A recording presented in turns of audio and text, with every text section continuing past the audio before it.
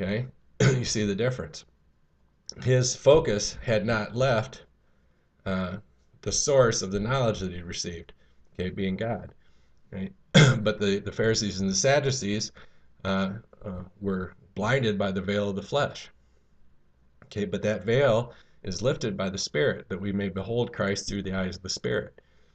Okay, and this is what Peter's talking about. He's addressing those, okay, who have had this foundation of truth. This veil has been lifted. They've had this foundation of truth laid within their heart, okay, and he's addressing the things of the priesthood. Okay, he's encouraging them in the faith, giving direction for faith, not new direction. Okay, he's not teaching for them the first time the foundation of truth here. Okay, the foundation of truth has already been laid. He's speaking to them from that framework, from that mindset. Okay, just as today we continue to, in sharing within the assembly with those who have already had that foundation of truth laid within their heart. We don't have to lay again that foundation, do we? Okay, we can just refer to those things which we understand, because this is the language that God has established for our faith. Okay, and having already gone through the study of the apostles' doctrine, okay, which makes clear and clearly defines, okay, each element of the gospel. We talked about that before, being grace, faith, righteousness, justification, sanctification, holiness, peace and rest, charity, truth, regeneration, renewing of the mind. Okay, making clear the boundaries of each element. Okay, and the definition that God has provided for each element, so that we can understand what it is that God's talking about. Okay, when we read these things.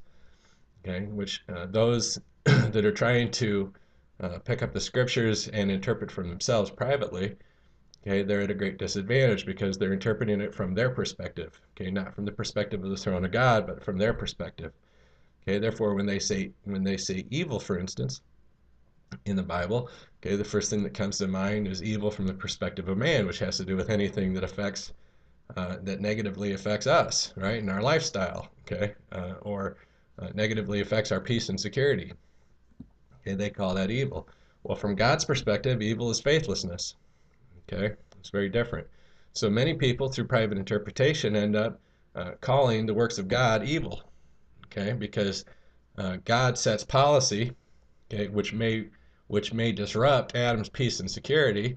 And therefore, from Adam's perspective, he calls that evil. And when I say Adam, I'm talking about humans. Okay, those that are descendants of Adam.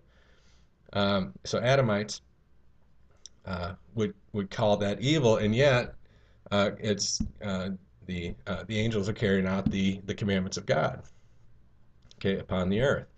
Okay, so you can see where false knowledge actually turns things upside down, where they're calling the works of God evil. Now, where did this happen? It happened with Jesus too, didn't it? Okay, he experienced the same thing. Okay, they said that he must have a devil, all right, and yet he was doing the work of the Father, wasn't he? Okay, so you can see that the religious leaders, okay, while uh, they may be very well established, and there may be millions of followers who confirm them as religious leaders, okay, may be wrong. They may not have faith in God, right? So it's no new thing. But let's continue on here. So also in chapter 4, we were talking about the fiery trials, and I was wanting to get to that here in 1 Peter chapter 1, where he talked about that. I'm just flipping through here.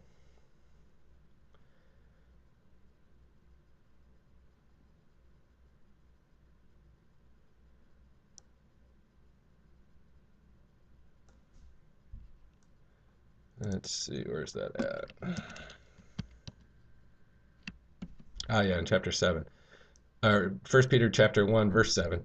Okay, where he says, verse 6, wherein you greatly rejoice, though now for a season, if need be, you are in heaviness through manifold temptations, that the trial of your faith, being much more precious than of gold that perishes, okay, though it be tried with fire, may be found unto the praise and honor and glory at the appearing of Jesus Christ, uh, whom having not seen you love, in whom, though now you see him not, yet believing, you rejoice with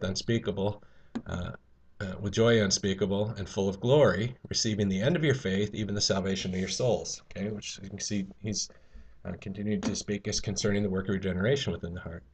Okay, salvation has to do with salvaging. Okay, there's a restoration taking place. Now, with false knowledge and with an emphasis on the moral code, Okay, many people make the mistake of using false knowledge and the moral code, okay, in order to try to set uh, direction for life. Okay, not direction for faith, but direction for life. You know, how now shall we live type thing. Um, and they try to uh, bridge the moral code to righteousness. Okay, working with the law of Moses. Okay, but the Spirit of God won't enter into that, which is why they continue to experience a great deal of frustration with that system. Okay, and with the philosophies that they're trying to embrace. It's just like trying to carve out. We talked about this before, carving out a wooden idol and trying to make it live. Okay, they can't quite get there. They can make it look very, very real, but they can't quite make it live. Okay, because God won't breathe life into it. Okay, now He will give them over uh, to a strong delusion. Okay, if they refuse the covenant. Okay, which has to do with the bundling of the tares, which is where you see the many denominations and groupings. Okay, this is the bundling of the tares. Okay, this is nothing that should be surprising. Okay, but those of faith, okay, continue to follow after Christ, seeking first His kingdom and His righteousness. Okay, that we continue to reflect upon this knowledge that He has provided for us. Okay, with confidence in our hearts, because as the Lord has revealed Himself to us in truth, so also does he continually bear does the Father continually bear witness to Christ, okay, in our faith, that we know that our faith is being made living by God, okay, so that our hearts are daily assured before Him, right? Because we are experiencing this work, okay, and then he says, though you've seen Him not, yet believing you rejoice, okay, that the evidence that we receive, okay, is very tangible to the soul, but it's invisible. Okay, to the carnal minded, okay, they would not consider it to be empirical evidence, okay, because they can't measure it, okay, but it can be measured, okay, just not by them. Okay, we can measure our spiritual growth. Okay, we're able to go through our reflection books. We're able to go through our prayer logs. We're able to go through these things, and we're able to see that our faith is increasing. Okay, we're able to see that. We're able to see that our confidence is increasing. Okay, that every time we join ourselves to Christ, that the edification of the Spirit is present. Okay, that impact of His grace is present with these tools, and never failing. Okay, that's incredible. Prior to coming into covenant, okay, I never experienced such consistency. Okay, that there would be, 9 over 9 years of absolute consistency with the witness of God. I mean, it's absolutely astounding, uh, and that that impact of the soul gives substance to the soul. Okay, which is as real to me. Okay, even more real, in fact, uh, now uh, that after all of these years, that my familiarity with that substance, it's even more real to me than the substance of this world.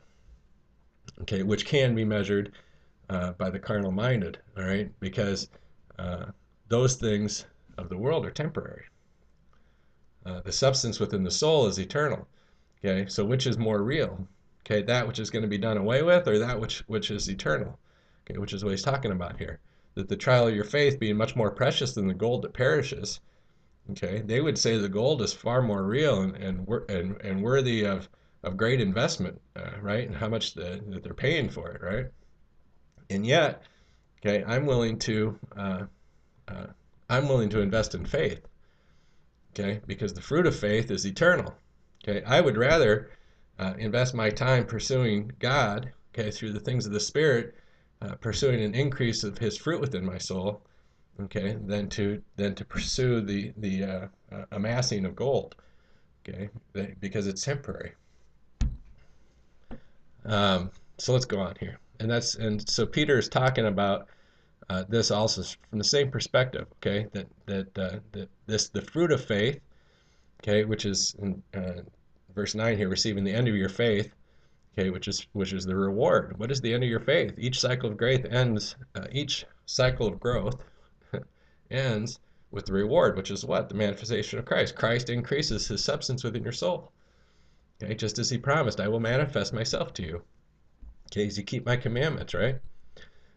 These are the terms and the conditions of the covenant.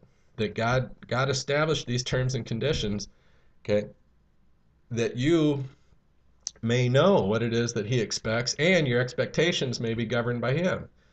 Right? That and you'll see that also in the many philosophies of which the unconverted believers use. Okay, trying to find direction in the world. Right? They do a lot of projecting, don't they, with their imagination. Okay, they don't remain within the boundaries of truth. Okay, and they feel free to imagine anything they want to about God, but God won't enter into those things and make those things real to them. Okay, therefore they have to find their own witness. Okay, which is they're always seeking a witness for that. They're seeking confirmation from one another. Okay, and like I said, the Pharisees and the Sadducees had a great deal of people confirming them as the leaders of the church. Okay, but not God. Okay, God was not confirming their faith, okay, because they had strayed from the faith. Okay, this is why Jesus had to offer uh, correction, okay, to their way of thinking, okay, and ultimately, rebuke them and as concerning, that they are of their father the devil. Okay, he didn't start there, okay, but as they refused to embrace the knowledge that he was sharing with them, which would have corrected their thinking, okay, directed their faith back to God, okay, they instead gnashed their teeth at truth, okay, which many, the majority of the people that come into contact with truth do the same thing. They gnash their teeth at it because it sets boundaries to the imagination. They don't like that. Okay, it demands that the toys be pried out of their fingers, and they don't like that. Okay, they want to continue playing their game, right? Because they think that there's something very special about the journey. Okay, which you hear a lot of people talk about that today. Their journey, my journey. And they always personalize this. Well, my journey is this way and my journey is that way, and so they discuss each other's journeys. Well, there's no value in that. Okay, the value is in faith in Christ. uh, the the story of your journey isn't going to redeem your soul. Okay, you may be able to bring about a change of your thinking, but you can't change your nature. Okay, only Christ can change the nature, okay? Which has to do with that effectual working within the soul, right? And unless you want uh, very short term and temporary change, okay, there's no value in those things. Okay, and even if you do want that, there's no value in those things. But because there's no value, it's all temporal. Um, but anyway, so Apostle Peter here is giving direction for faith. He's speaking as concerning these the cycles of our growth, which we go through daily, we go through weekly, we go through monthly, we go through yearly, right? These cycles of growth, which are common to the faith, okay? And he's encouraging the brethren to continue. Okay, same thing we do today. That even during those times of testing, when it seems as which God has taken a half step back, okay, that you reflect. Okay, you reflect. You don't project. You're not projecting for your peace and security. You're reflecting upon that which God has revealed. Okay, you're reflecting upon the substance that has impacted your soul. You're reflecting upon the knowledge that you have received. Okay, and you are reciprocating this knowledge with your sacrifices. Okay, these are the things that we encourage one another to do daily. Okay, that the knowledge that you received is effectual. Okay, you're not projecting that it will be effectual. You're reflecting upon how it has been effectual. Okay, you're reflecting upon that which you received. You're reflecting upon that which Christ has done. Okay, you're working with the record of faith. Okay, and in so doing, so does God continue to bear witness to Christ, bringing forth that increase of fruit within the soul, bringing forth that purging and cleansing within the soul, confirming that through dreams and visions. Okay, and you can go back and reflect upon these dreams and the impact of His grace with those dreams. Okay, which is very important to record that, not just with the dream, but also the effect and the impact, okay, that's associated with that dream.